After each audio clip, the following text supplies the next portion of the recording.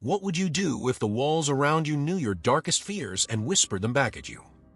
Asterisk Ethan Wainwright wasn't just an ordinary archaeology student.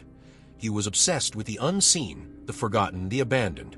When his professor announced a field trip to explore a recently uncovered tunnel system beneath the city, Ethan's excitement drowned out any caution.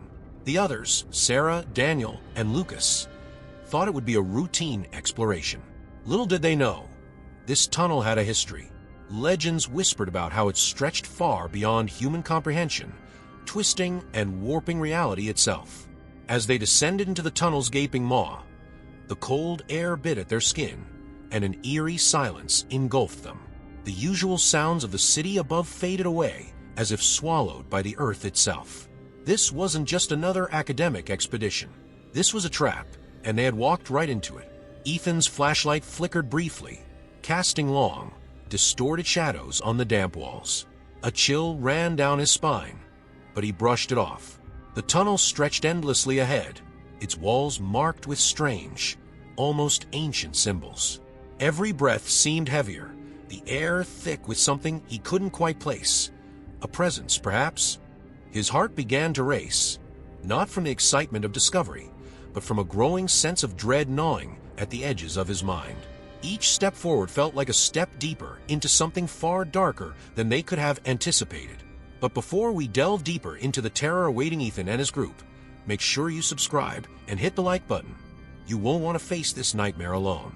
The deeper they ventured, the more the walls seemed to close in. The light from their torches danced erratically, casting grotesque shapes on the walls, almost as if the tunnel itself was alive, breathing, watching.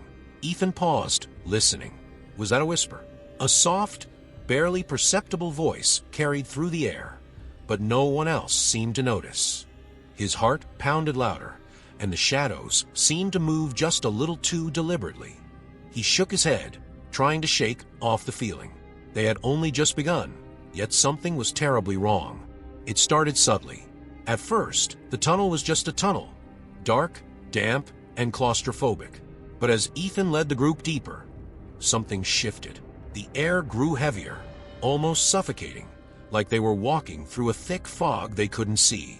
The walls, once cold stone, now seemed to pulse slightly beneath their touch, as if alive. Ethan's fingers brushed the surface, and for a moment, it felt warm, like human skin, before snapping back to its usual icy texture. His heart skipped a beat, but he said nothing. Maybe it was his mind playing tricks. Or maybe the tunnel was more than just ancient rock. Suddenly, Sarah stopped in her tracks. "Do you hear that?" she whispered, her voice barely above a breath. The group fell silent. There it was again, a faint, almost imperceptible hum, like the distant sound of whispers carried by the wind. Ethan strained his ears, but it was elusive, slipping away the moment you focused on it. "It's probably just the wind," Daniel muttered, but his voice wavered, betraying his unease. The group pushed on, but the tension hung thick in the air, growing with each step they took. The whispers, though distant, never fully faded. It was as if the tunnel itself was alive, murmuring secrets they weren't meant to hear. The further they went, the more disorienting the environment became. The tunnel, which at first seemed straightforward, now twisted and turned in ways that didn't make sense. Corners appeared where there had been none, and passageways seemed to double back on themselves, creating a labyrinth of confusion. Ethan's pulse quickened. His sense of direction, usually sharp, was failing him. The walls, covered in strange, indecipherable symbols, seemed to shift when no one was looking, like ancient eyes watching them. A cold draft swept through the tunnel, sending a shiver down Ethan's spine. But there was no source of wind, no opening from where it could have come. Something wasn't right. The tunnel was playing with them. And then the smells began. At first, it was faint, the earthy scent of wet stone and decay, familiar in old, forgotten places. But soon, the air thickened with the stench of rot, like something long dead, hidden within the walls. It clung to them, filling their lungs, making it hard to breathe. Sarah gagged, covering her mouth, her eyes wide with terror. Ethan felt it too, the oppressive weight of the air, the stench of something far worse than just death. There was something here, something watching, waiting. He could feel it. His instinct screamed at him to turn back, to run, but the tunnel stretched endlessly in both directions, trapping them in its cold, stone grip. They were too far in now. There was no turning back. As the group moved forward, the whispers grew louder, more insistent, like voices just out of reach, calling them deeper into the darkness. Ethan glanced behind him, but the entrance was long gone, swallowed by the shadows. Panic began to claw at his chest, his breathing shallow and rapid. Each step felt heavier, as if something was pulling him back, urging him to stop. But he couldn't. They had to keep moving. The further they went, the more the walls seemed to breathe, the air thick with a sense of impending doom. Ethan tried to shake the growing dread, but it clung to him, cold and unrelenting. This was no ordinary tunnel. This was a place of nightmares, and they were walking straight into it. As they ventured deeper, the tunnel's malevolent grip tightened around them. The air, once cool and damp, grew oppressive, like it was suffocating them slowly. Each breath became a labor, as though the tunnel was draining their energy, feeding on their fear. Ethan noticed that even the echoes of their footsteps had changed. What should have been sharp, metallic clinks against the stone now sounded dull, muted, almost as if the tunnel was swallowing the noise, absorbing any trace of their presence. It was as if the tunnel wanted them to disappear without a sound, without a trace. The further they went, the more the group began to feel it. A presence, unseen but undeniable, watching them from every corner, every shadow. Daniel, usually calm under pressure, began to mutter to himself, his eyes darting nervously at the walls. "It's like it's moving," he whispered, barely loud enough for Ethan to hear. Ethan knew what he meant. The walls weren't just solid stone anymore. They seemed to pulsate, breathing with an eerie, unnatural rhythm. But that wasn't the worst of it. The tunnel seemed to be shifting, warping in ways that defied logic. Paths they had just crossed suddenly appeared different, twisting into impossible angles. Corners turned into dead ends, and straight passages spiraled into confusing mazes. Time felt irrelevant. Had they been walking for minutes, hours, or days? Suddenly, a faint, rhythmic tapping echoed from behind them. The group froze. The sound was steady, deliberate, like something or someone was following them, keeping pace just out of sight. Ethan spun around, his flashlight trembling in his hand, but there was nothing, just the endless tunnel behind them.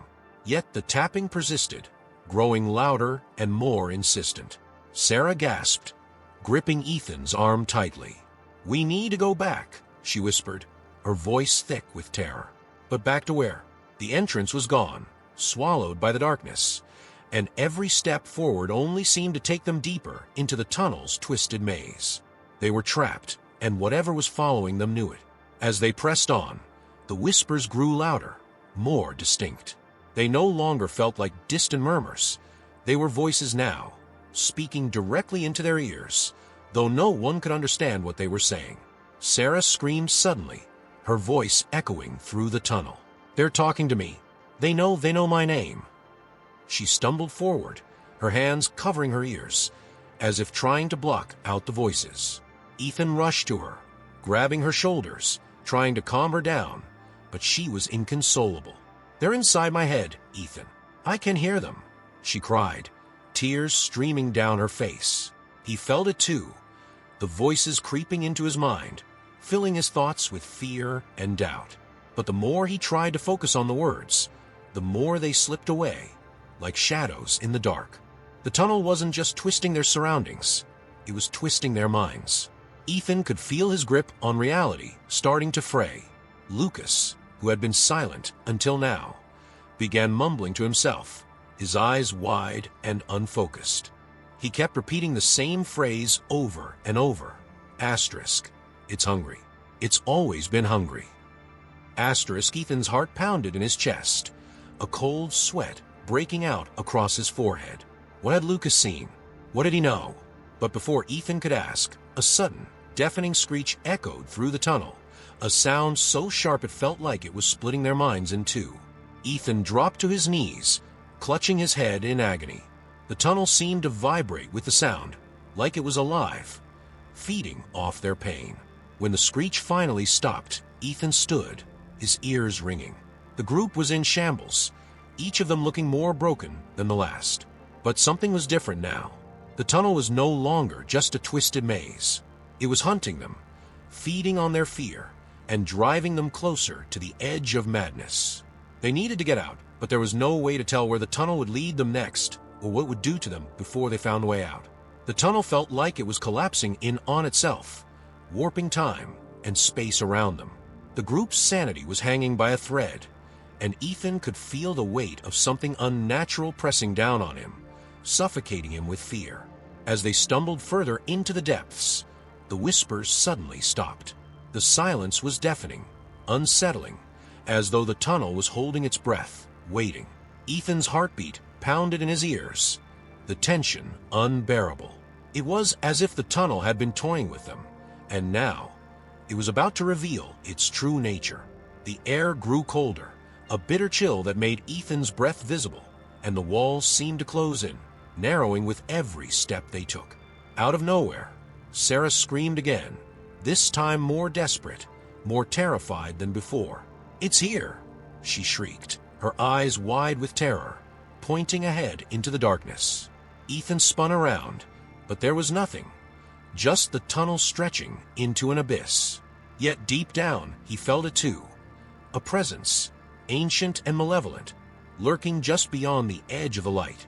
His flashlight flickered violently, casting erratic shadows on the walls that danced like twisted figures, mocking them. In that moment, Ethan knew they weren't alone. Something was hunting them, something that had been waiting in the darkness all along. The ground beneath them trembled as the walls of the tunnel began to shift again, but this time more violently, as if the very structure was alive, responding to their fear. A low, guttural growl echoed from the depths of the tunnel, vibrating through the walls and into their bones. Ethan's skin crawled. It wasn't just a sound, it was a warning. Without warning, the lights went out completely.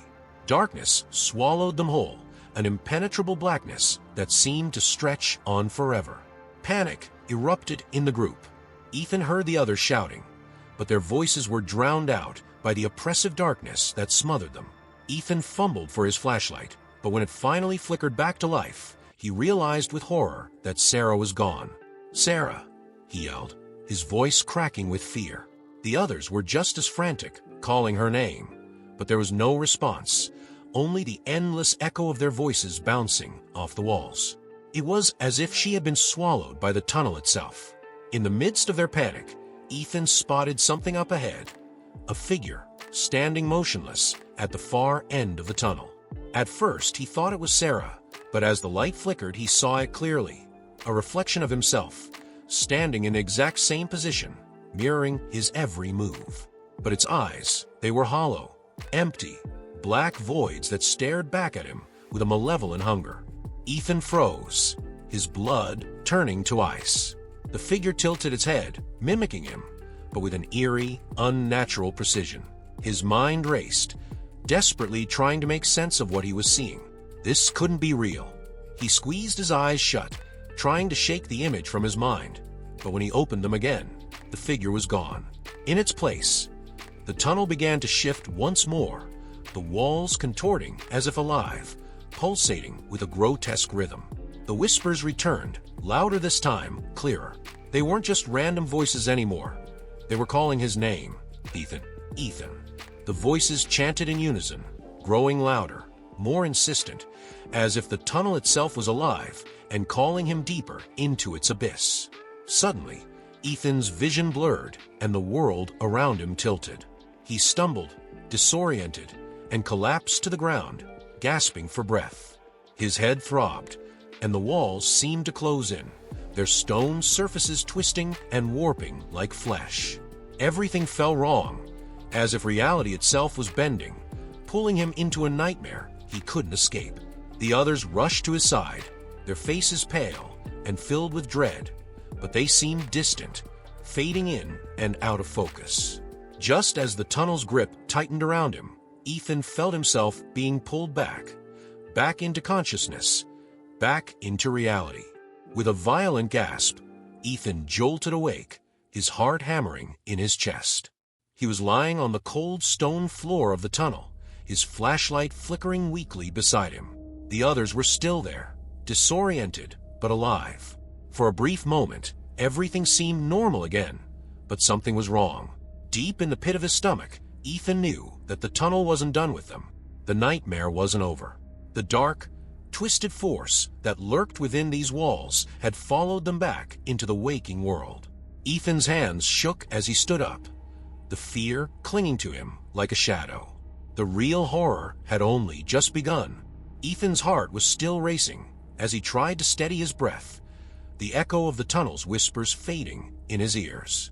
The oppressive darkness still loomed around them, but now there was a strange, eerie calm. As if the tunnel had paused, waiting for something. He glanced at the others. Their faces were pale, their eyes wide with terror, and Sarah was still missing. But something was different. The oppressive atmosphere of the tunnel had seeped into their minds, leaving a residue of fear that clung to their very bones. It wasn't just the physical space that was warping, it was reality itself. The air felt thick, almost tangible, as though the tunnel had blurred the line between dream and reality. Ethan felt disoriented, his sense of time completely shattered. How long had they been down here? Hours? Days? He couldn't tell anymore. As the group stumbled forward, Ethan noticed strange markings on the walls, glowing faintly in the dim light. They hadn't been there before. The symbols were unfamiliar, ancient, like something pulled from a forgotten era. His mind raced, trying to recall if he had seen anything like them during his studies, but nothing came to mind. It was as if the tunnel was revealing parts of itself that had been hidden from the world for centuries. Suddenly, Ethan felt a sharp jolt of recognition. The symbols, they were the same ones he had seen in his dreams. He had dreamed of this place before, long before they had even entered the tunnel. The cold stone, the endless passageways, the oppressive feeling of being watched. It was all too familiar. A memory from his childhood surfaced, something he had buried deep within his mind. A recurring nightmare of being lost in an endless tunnel, the walls closing in, a voice calling his name from the shadows. But it wasn't just a dream. It had been real, or at least some part of it had. The connection between his past and this place was undeniable, and the realization made his blood run cold. As they continued, Ethan began to notice more unsettling details. The tunnel seemed to be playing tricks on their senses. The temperature fluctuated wildly. One moment, the air was freezing, biting at their skin, and the next, it was stiflingly hot. Sounds echoed from all directions, but there was no source. Every now and then, Ethan caught a glimpse of something moving in the corner of his eye, but when he turned to look, there was nothing there. The tunnel was alive, bending reality to its will, manipulating their minds. And it was only getting worse. Then came the discovery that shattered whatever fragile grip on reality they had left. As they rounded a corner, Ethan saw something that made his stomach drop. Sarah's backpack, abandoned in the middle of the tunnel. It was open, its contents spilled across the floor, but Sarah was nowhere to be seen. Ethan rushed over to it, kneeling down as he picked up her flashlight, which was still flickering weakly. His hand trembled as he reached for a small notebook that had fallen out of her bag. Flipping through the pages, his heart sank. The pages were filled with drawings, disturbing sketches of the tunnel, the symbols, and their faces. But the most unsettling part was the final page. There, in Sarah's handwriting, were the words, "Asterisk, it knows us. It wants us. It's inside our heads." Ethan stood frozen, his mind racing. How had Sarah known? What had she seen? The notebook felt like a warning, a desperate plea from someone who had been consumed by the tunnel's malevolent force. But there was something else, something more terrifying. Among the sketches was a figure, faceless, shadowy, always lurking in the background. It was the same figure Ethan had seen in his dream, the one that mirrored him, with hollow eyes and a presence that seemed to suck the life out of everything around it. This wasn't just a nightmare, it was real. And the tunnel was making sure they understood that. The group, now in a state of near panic, began to unravel. Lucas, who had been eerily quiet since the beginning, finally broke down, his voice shaky and desperate. "We need to leave. We need to get out of here. It's watching us. It's been watching us the whole time." His words sent a fresh wave of terror through the group. Ethan tried to calm him down, but deep down he knew Lucas was right. They weren't just lost in a physical maze. They were trapped in something far worse. Something that had been waiting for them. Ethan couldn't shake the feeling that the tunnel was alive, feeding on their fear, and the more they resisted, the stronger it became. The whispers, the shifting walls, the growing sense of dread, it all pointed to one terrifying conclusion. The tunnel had no end. It was a predator, a trap designed to lure them in and consume them, mind and soul. And now it had them, but Ethan wasn't ready to give in just yet. He had to find Sarah. He had to figure out the truth behind the connection between his past and this place, even if it meant confronting the nightmare that had haunted him for years. But as they pressed on, the line between the dream and reality continued to blur. The tunnel wasn't just a physical space anymore. It was seeping into their minds, altering their perceptions, warping their thoughts. Every shadow held a threat, every sound a new terror. And with every step, Ethan knew they were getting closer to the truth. But the question remained, would they survive long enough to uncover it? Or would they become just another set of lost souls, swallowed by the tunnel's endless darkness? As the tunnel's oppressive grip tightened around them, Ethan could feel the weight of dread pulling him deeper into despair. Every step forward felt like it brought them closer to something unspeakable, but he knew they couldn't stop. Sarah was still out there, somewhere in the dark. The others, Lucas and Daniel, were barely holding it together, their faces pale, eyes wide with terror. Ethan's mind was racing, trying to make sense of the symbols on the walls, the strange memories from his past, and the growing sense that the tunnel was alive, feeding off their fear. The tunnel grew colder, the air heavy with an unnatural chill that seemed to seep into their bones. Ethan's breath came out in short, visible bursts, each one carrying the weight of his mounting terror. The whispers were louder now, no longer distant or elusive. They were inside his head, relentless, filling his thoughts with dark, insidious suggestions. Asterisk, turn back, give up, she's already gone. Asterisk, the voices were relentless, and Ethan had to fight to keep his mind from unraveling. But the deeper they went, the harder it became to distinguish his own thoughts from the malicious murmurs echoing in his mind. Suddenly, they came across a section of the tunnel that was different from the rest. The stone walls were slick with moisture, but beneath the wet surface, the strange symbols seemed to pulse with a faint, sickly glow. Ethan ran his fingers over the markings, feeling a deep sense of recognition. It was as if the symbols were calling to him, pulling him closer. Lucas recoiled from the sight, his eyes wide with panic. "We can't keep going," he muttered, his voice shaky. "This place, it's not right. It's—" He was cut off by a sudden, blood-curdling scream that echoed through the tunnel. It was Sarah. Without thinking, Ethan bolted forward, his heart pounding in his chest. The others followed, but as they ran, the tunnel seemed to shift beneath their feet. The walls twisted and turned, creating impossible angles that shouldn't exist.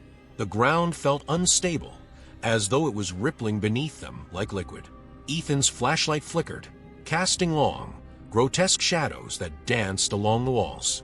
Every shadow seemed to writhe, almost as if something was moving just out of sight, lurking in the darkness.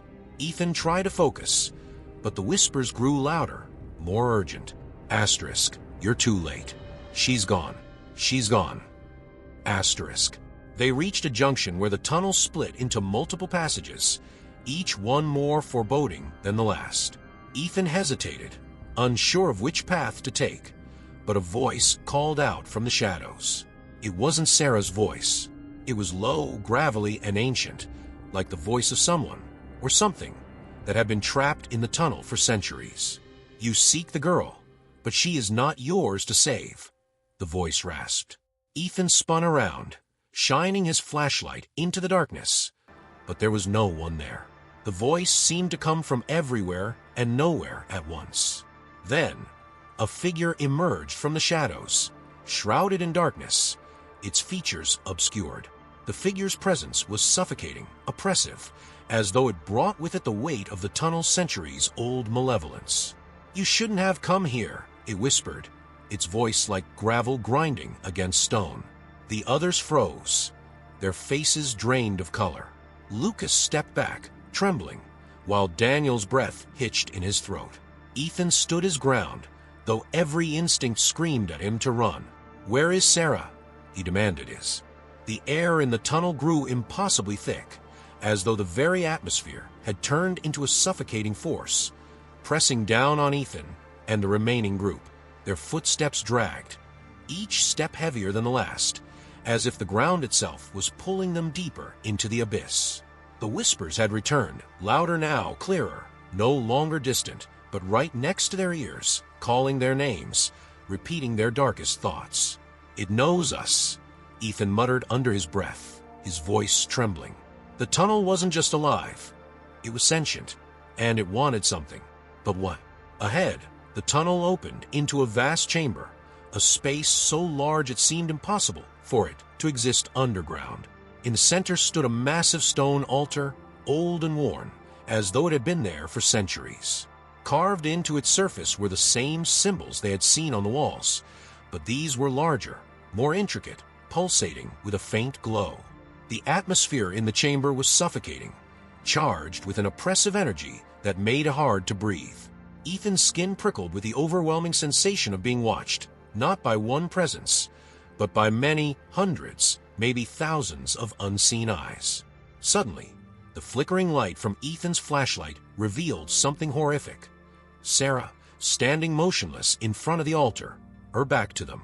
Her body was unnaturally still, as though she were frozen in time. "Sarah!" Ethan shouted, but there was no response. He took a step forward, but Lucas grabbed his arm, shaking his head in warning. Something wasn't right. The air around Sarah seemed to shimmer, like heat rising from a desert, distorting her form. Ethan's heart pounded in his chest. Was it really her? Or was this another trick of the tunnel? The whispers intensified, swirling around them like a storm. Sarah slowly turned, her movements jerky and unnatural. Her eyes, once filled with fear, were now hollow, empty, like she had been drained of life. A slow, twisted smile crept across her face, one that didn't belong to her. Ethan's blood ran cold. This wasn't Sarah anymore. She was gone, claimed by whatever malevolent force resided in the tunnel. But before he could react, Sarah spoke, her voice a low, distorted version of itself. Asterisk. "You shouldn't have come here, Ethan. It's been waiting for you." Asterisk. The words sent a wave of terror through him. It had been waiting for him. The tunnel, the nightmares, the strange connection he felt to this place. It all started to make a horrifying kind of sense. This was never just a random exploration. The tunnel had drawn him here, specifically him, and now it was time for the final confrontation. He could feel it in the air, the weight of an impending choice that would determine not just his fate, but the fate of everyone trapped in this nightmare. Suddenly, the ground beneath them trembled violently, the stone altar cracking open, revealing a dark, gaping void. From within, a shadowy figure began to rise, tall, featureless, and utterly terrifying. It radiated an aura of pure darkness, a coldness that reached into their souls. This was the source of the tunnel's power, the entity that had been manipulating their minds, warping reality, feeding off their fear. Ethan felt paralyzed with dread. The figure loomed over him, its presence overwhelming, as though it could snuff out their very existence with a thought. The entity spoke, though its voice wasn't heard through sound. It echoed in their minds, a deep, resonant force that made Ethan's skull throb. Asterisk. You've come far, Ethan. Now you must choose. Stay and join us, or leave but lose everything? Ethan's heart raced. The choice was clear, but horrifying. If he stayed, he would become part of the tunnel's dark history, another soul lost to its endless hunger. But if he left, what would he lose? His mind? His friends? Was there even a way out? The weight of the decision pressed down on him like a vice, tightening with every second that passed. The group stood in stunned silence, each of them paralyzed by fear, waiting for Ethan to make his decision. Time seemed to stretch impossibly, as though the tunnel was enjoying this moment of suspense, savoring the terror it had created. Ethan's mind raced, desperately searching for an escape, a way to outsmart the entity. But there was nothing. No clear path, no obvious solution, just the oppressive darkness and the weight of his fear. He had come too far back down now. But what would happen if he made the wrong choice? Would they be trapped here forever? Or was there something worse waiting beyond the veil of the tunnel? With trembling hands, Ethan stepped forward, his gaze fixed on the figure. He had to confront this, to face the nightmare that had haunted him since childhood. "What do you want from me?" he demanded, his voice shaking but resolute. The entity remained silent, but Ethan felt its answer in his mind. It wants you to submit, to become part of the darkness. Ethan's blood ran cold. He realized now that the tunnel wasn't just a place. It was a prison, a living nightmare designed to ensnare the minds of those who wandered too far. And he was on the verge of becoming its next victim. In a moment of sheer desperation, Ethan made his decision. He lunged toward the altar, determined to destroy whatever was anchoring this malevolent force to the world. But as his hand touched the cold stone, the ground gave way beneath him, and he plunged into the darkness below, swallowed whole by the tunnel's insatiable hunger. The last thing he heard before the world went black was the entity's voice, whispering in his mind, "Welcome home, Ethan." The screen fades to black, leaving only the echo of the entity's voice and the oppressive silence of the tunnel. The story, like the tunnel itself, remains open, its mysteries unsolved, its terror lingering in the minds of those who dare to enter.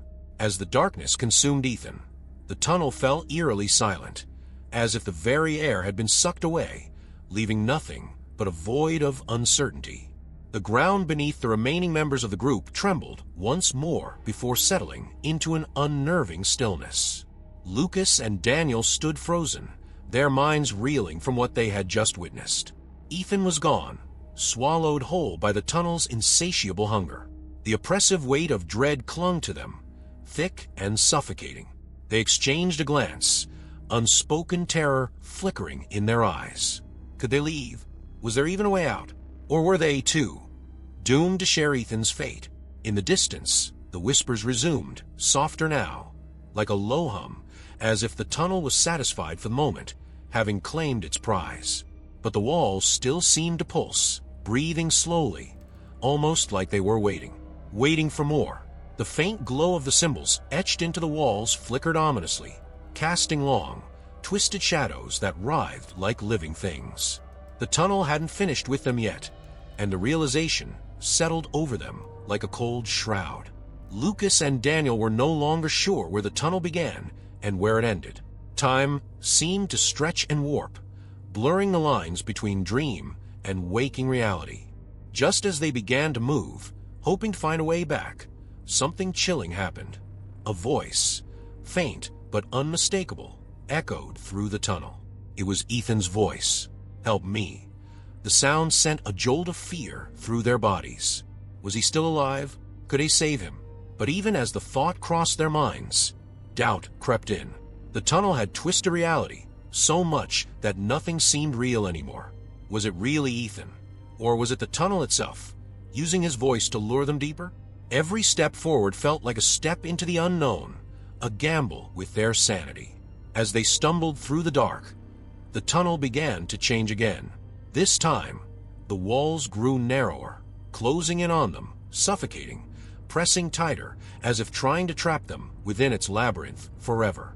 The air became thick, heavy with a stench of decay, and the faint whispers turned into mocking laughter, cruel and distorted. They couldn't tell what was real anymore. Their minds were unraveling, torn between the desire to flee and the horrifying knowledge that escape might be impossible. But what gnawed at them most was the question that lingered in the darkness. Where did Ethan go? The tunnel had taken him. But to where? Was he truly gone? Or had he become part of the twisted reality that the tunnel seemed to thrive on? And more importantly, was there a way to break free from his nightmare? Lucas's mind raced with questions, but there were no answers. The tunnel had them, and it was toying with their minds, like a predator savoring its prey before the final strike. Every shadow seemed to hold secrets, every whisper a clue to something more sinister lurking beneath the surface.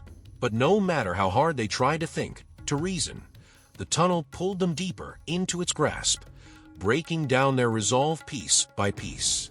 And then, just as suddenly as it had started, the tunnel's whispers faded into silence again. The oppressive energy dissipated, leaving an unnatural calm in its wake. The walls stopped shifting, and the faint light from their flashlights seemed to extend just a little further, illuminating a path ahead. But something was wrong. The tunnel wasn't letting them go. It was giving them a choice. Behind them, the way they had come had disappeared, replaced by solid rock. There was no turning back now. Ahead lay the only option, a narrow passage that led deeper into the unknown. Lucas turned to Daniel, his voice barely a whisper. "Do you think we'll ever get out?" The question hung in the air, unanswered. They didn't know. No one had ever escaped the tunnel, at least not the same way they entered. As they hesitated, something in the darkness shifted, a figure, barely visible, standing at the far end of the tunnel. Was it Ethan? Or was it something else? The figure didn't move, didn't speak, but it beckoned to them, silently calling them forward. The tunnel wasn't done with them yet. The story doesn't end here. The mysteries of the tunnel remain, its secrets buried deep within its twisting corridors, waiting for the next group of unfortunate souls to wander too far. The question lingers. What is the tunnel? Is it alive? Or is it something far worse? A gateway to an unimaginable darkness that feeds on the fear and sanity of those who dare to enter? As the remaining survivors step into the darkness, their fate remains unknown. Will they find Ethan? Or will they become another part of the tunnel's growing collection of lost souls? The screen fades to black, but the questions hang in the air, unanswered. The story of the tunnel continues, a tale of terror, mystery, and the unknown. Could you survive a place where reality bends, where your mind becomes your enemy, and where the only escape may be your own destruction? Leave your theories in the comments below. What do you think happened to Ethan? And what would you do if you found yourself lost in a tunnel with no way out? Be sure to like, subscribe, and share this story with others who love a mystery that may never be solved.